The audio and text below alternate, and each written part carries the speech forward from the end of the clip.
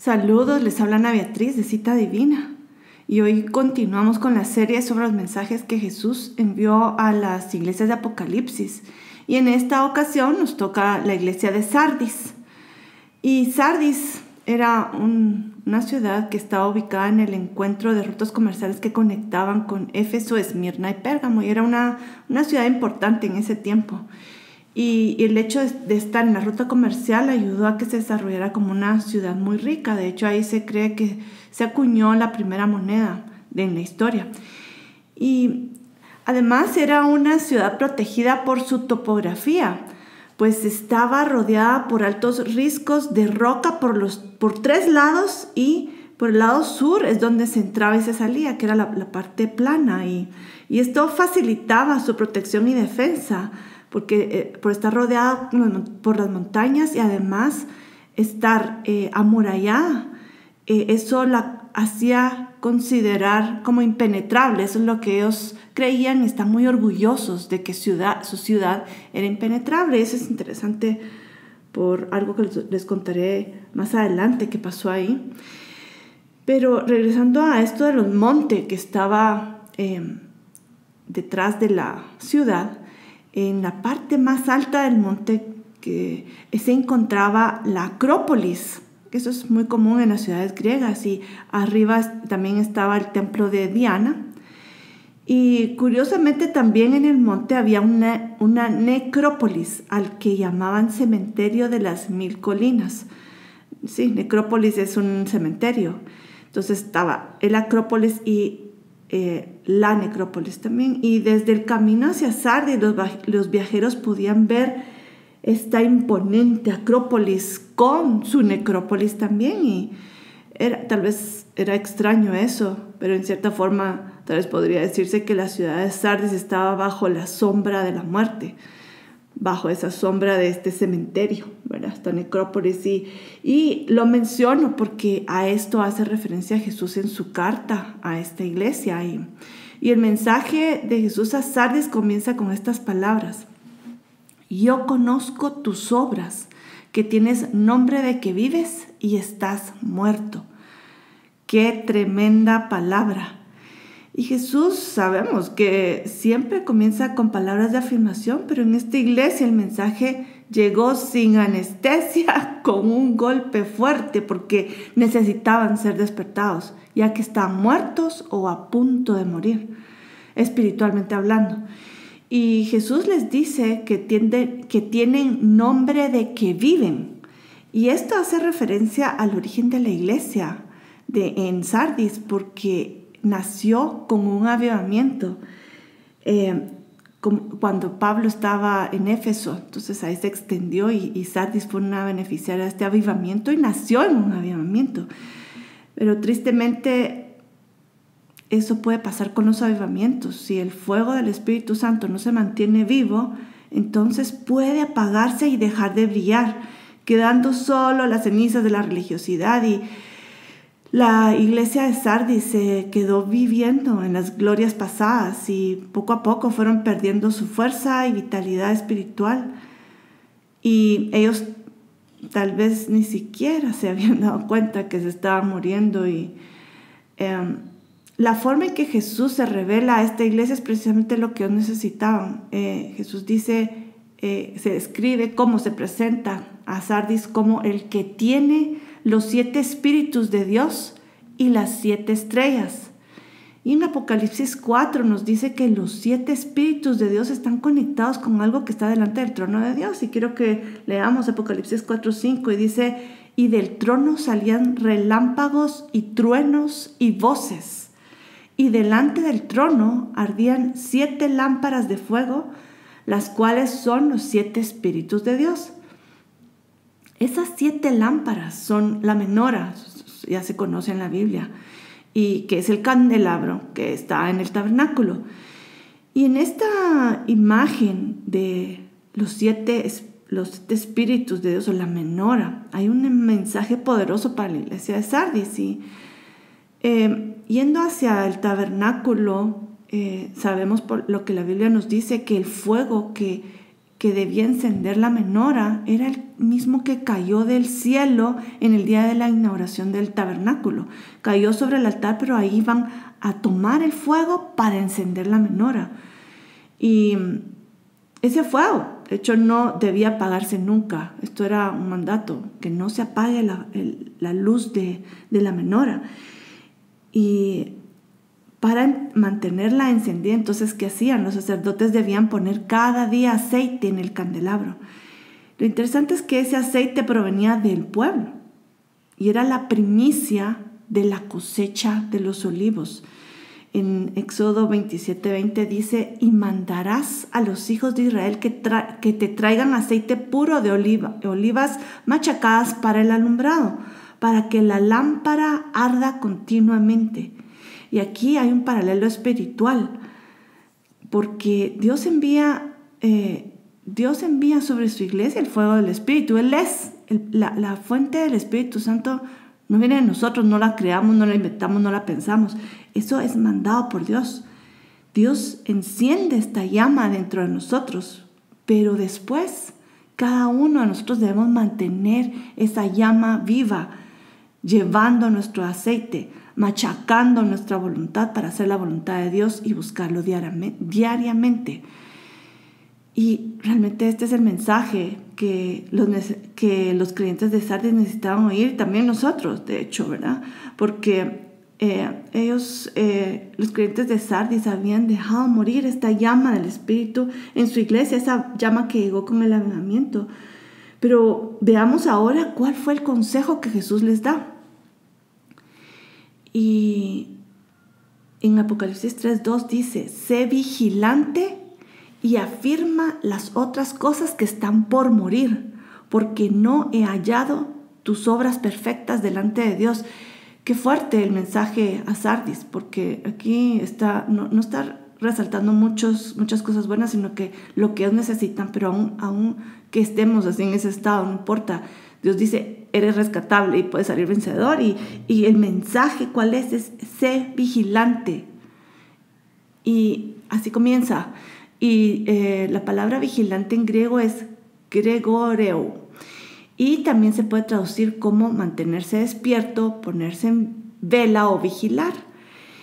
Y como hemos visto en las otras iglesias, Jesús siempre hace referencia a cosas muy particulares de cada ciudad. Y cuando Jesús les dijo a los de Sardis: sé vigilante, ellos entendieron muy bien por lo que pasó en su historia, como lo voy a explicar a continuación. Y como ya mencionamos, esta ciudad parecía impenetrable, ya lo había dicho, tanto por su topografía como por el hecho de que era murallada, y entonces tenía una doble protección, pero por eso mismo los guardianes se confiaron demasiado y los enemigos pudieron conquistarla por una ventana de oportunidad que se abrió. Y la historia cuenta que durante una invasión enemiga, un soldado estaba ahí recostado en contra de a la orilla de la muralla, y se adormeció, y al cabecear se le cayó su casco.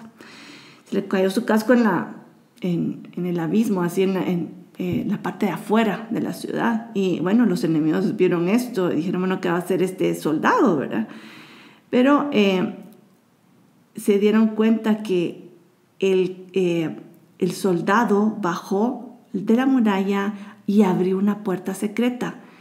Y cuando los enemigos vieron esto, dijeron: ya sabemos cómo podemos entrar a este lugar, no es impenetrable. Y resulta que como ellos estaban confiados, dejaron la puerta abierta, no había guardias, seguramente estaban dormidos por confiados.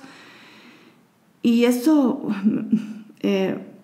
nos podría hacer preguntarnos cuántas veces no hemos dejado puertas abiertas en nuestra vida, ¿verdad? Tal vez nos hemos creído invencibles por el Dios a quien servimos, pero si uno abre puertas espirituales, el enemigo puede aprovecharse y meterse y hacernos daño. Y hay un refrán popular que me recordé pensando en esto, que dice: no te duermas en tus laureles. Seguramente lo han oído.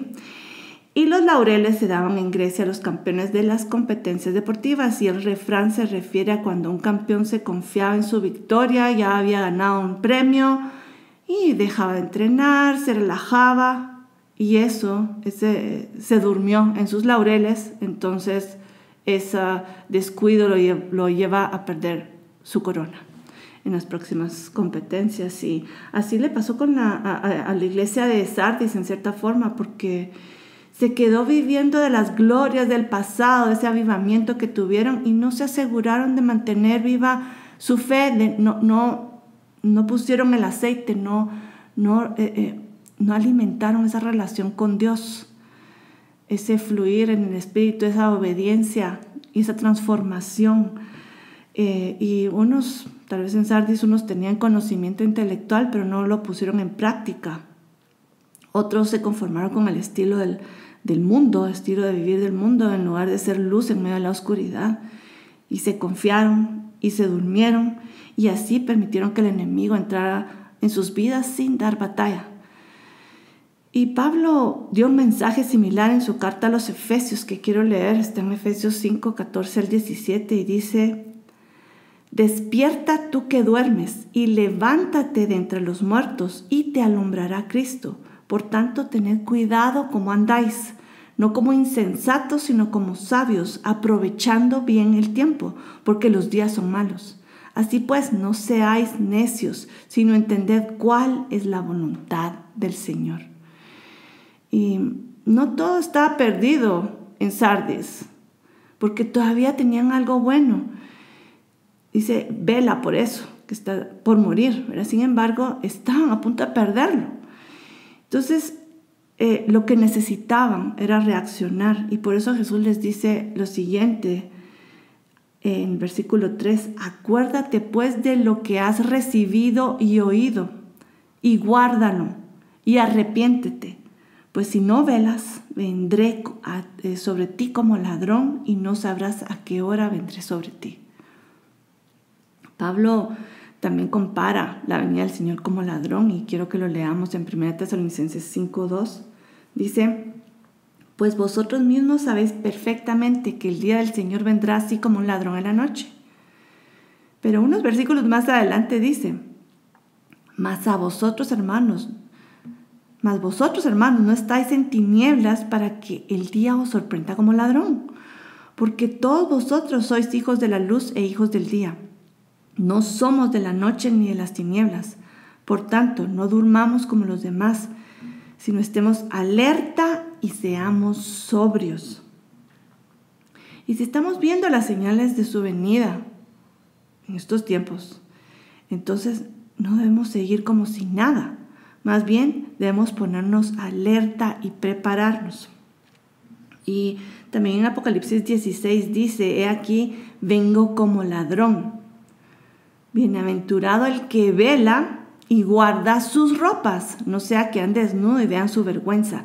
Y lo quería leer porque cabalmente esos dos son los mensajes y esas exhortaciones que el Señor da a Sardis. Una es velar y también es guardar sus ropas, que es el siguiente mensaje en la carta.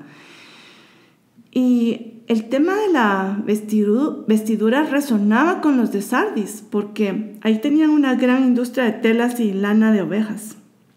Y Jesús les habló con palabras que ellos entendían y se identificaban, y les dijo: «Pero tengo unas pocas personas en Sardis que no han manchado sus vestiduras, y andarán conmigo en vestiduras blancas porque son dignas». Había gente que era el remanente fiel en esta iglesia. Y solo quiero resaltar algo, porque aquí en el griego, para la palabra que se traduce como vestidura, bueno, hay muchas palabras de vestidura en griego, pero esta específica es imation, que se refiere a un manto o a una capa. No era una túnica, sino que era un manto o una capa. Y es una prenda que se usa para cubrirse. Y eso es precisamente lo que el Señor nos da, tal como dice el profeta Isaías, que dice: «En gran manera me gozaré en Jehová, y mi alma se alegrará en mi Dios, porque me vistió con vestiduras de salvación, me rodeó de manto de justicia, como a novio me atavió y como a novia adornada con sus joyas».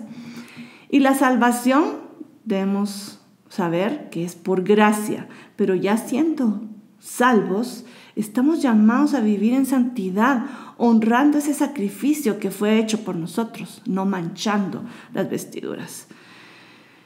Y la promesa de Jesús al vencedor también tiene que ver con las vestiduras. Y el mensaje de Jesús dice: el que venciere será vestido de vestiduras blancas, y no borraré su nombre del libro de la vida, y confesaré su nombre delante de mi Padre y delante de sus ángeles. En Apocalipsis 7 explica qué representan estas vestiduras blancas. Dice en Apocalipsis 7, 3 al 15: estos que están vestidos con vestiduras blancas, ¿quiénes son y de dónde han venido? Eso es la visión que tuvo Juan.